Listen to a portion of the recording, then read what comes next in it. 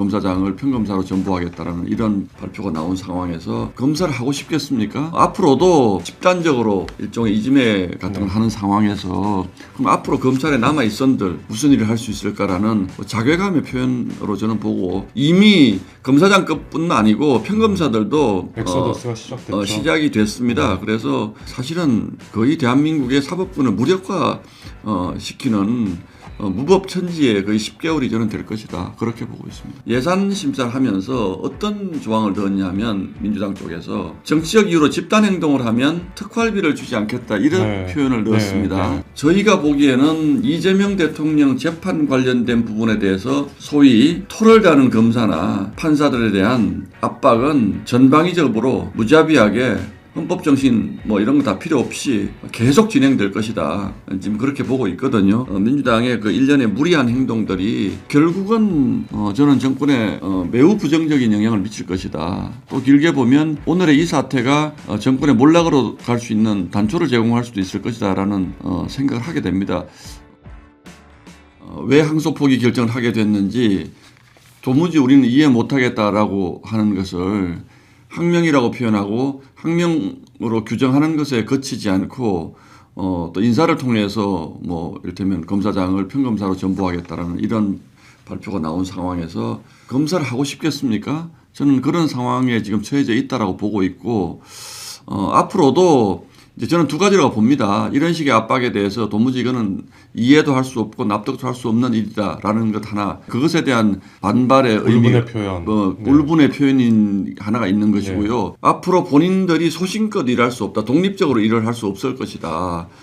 이런 문제에서까지 당과 정부와 모든 이를테면 검찰을 압박하려고 하는 세력들이 집단적으로 일종의 이지매 같은 걸 하는 상황에서 그럼 앞으로 검찰에 남아 있선들 무슨 일을 할 수 있을까라는 자괴감의 표현으로 저는 보고 앞으로 상당히 이런 사표를 낸다라든지 이런 것들이 많아지기 시작할 것으로 보고 이미 검사장급뿐만 아니고 평검사들도 엑소더스가 시작됐죠. 시작이 됐습니다. 그래서 지금 대한민국이 앞으로 10개월입니다만 지금 특검으로 파견 나가 있는 검사들 또 이번에 또 상설 특검 하기 때문에 또 몇십 명, 관봉권 띠지 특검 같은 데도 70명 가까이 간다고 그러는데 사실은 거의 대한민국의 사법부는 무력화 시키는 무법천지에 거의 10개월이 저는 될 것이다. 그렇게 보고 있습니다. 그러면 평검사 전보를 얘기한 거는 쐐기를 받겠다는 얘기인가요? 제가 이제 법사위에서 지난주에 유치하다 그래야 될지 황당하다 그래야 될지 잘 모르겠습니다만 예산 심사를 하면서 어떤 조항을 넣었냐면 민주당 쪽에서 정치적 이유로 집단행동을 하면 특활비를 주지 않겠다 이런 표현을 넣었습니다. 제가 똑같은 비유를 다른 방송에서도 합니다만 우리 여기 언론사이기 때문에 기자시니까 이를테면 부장이 국장에게 기사 문제를 가지고 항의를 하거나 또는 왜 이게 기사가 누락됐습니까? 라고 얘기를 하면 그 부서의 취재비는 다 우리 안 줄 거야 라고 똑같은 거예요. 어떤 느낌인지 아시겠죠?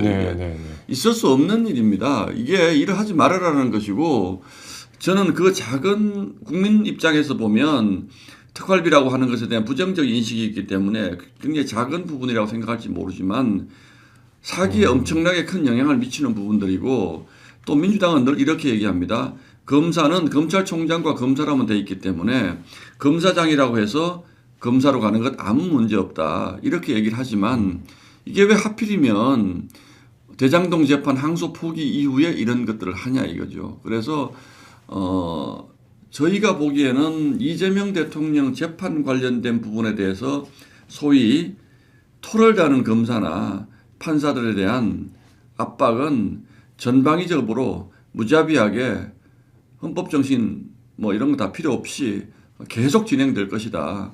지금 그렇게 보고 있거든요. 그래서 그런 부분들에 대해서 본인이 개인적으로 저항하는 것도 의미가 있지만 더 이상 내가 이걸 해서 뭐하나? 라는 그런 자괴감들을 대부분의 국가를 위해서 열심히 일해온 검사들은 지금 가지고 있을 것이다. 그렇게 보고 있어서 참 안타깝습니다. 저도. 평검사 전보 조치가 실제로 가능할까요? 아니면 정부가 엄포만 놓는 수준일까요? 그래서 이제 여론의 동향을 좀 네. 보겠죠. 근데 네. 저는 다 할 거라고 보고 있습니다. 아, 실제로. 실제로 이 정부는 우리가 가능하지 않다라고 생각하는 것들을 합니다. 네. 제가 조금 전에 말씀드린 것처럼 특활비 같은 것도 마찬가지잖아요. 지난 정부에서 대통령실, 뭐 감사원, 검찰 특활비 0으로 다 깎았습니다. 네. 그 당시에 논리가 뭡니까? 특활비 불투명하게 쓰고 있으니까 우리 이거 인정할 수 없다지만 네. 사실은 그것이 윤석열 정부의 손발을 묶은 겁니다. 이게 사소한 부분 같지만 검사들이 새벽 2시, 3시까지 일하는 경우가 많지 않습니까? 네. 네. 그럼 그 특활비로 해장국도 사 먹고 또 수사에 필요한 비용도 쓰고 하는데 그러면 그거 안 주면 내 돈 써서 수사합니까? 아무리 대의 명분을 위한 직업이라고 하지만 기자가 새벽 3시, 4시까지 그렇죠. 일하는데 그러면 교통비도 안 주고 시간의 수당도 안 주고 야식비도 안 주면 그러고 나서 열심히 일을 해야지라고 얘기하면 그 영이 서겠습니까?